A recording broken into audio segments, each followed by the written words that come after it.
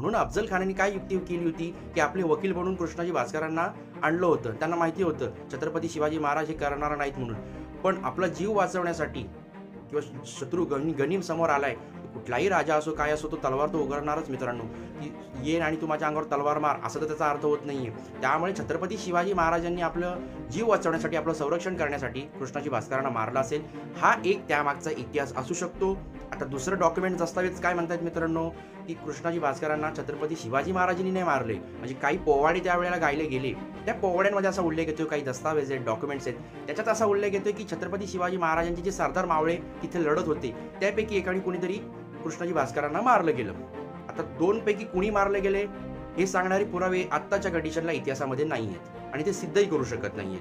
कारण त्यापासून ते आतापर्यंत जवळजवळ मित्रांनो या गोष्टीला 350 वर्ष होऊन गेलेत आणि त्यापर्यंत आतापर्यंतच्या कागदपत्रांमध्ये खूप बदल झालेले आहेत. खूप कागदपत्र चेंज सुद्धा केलेली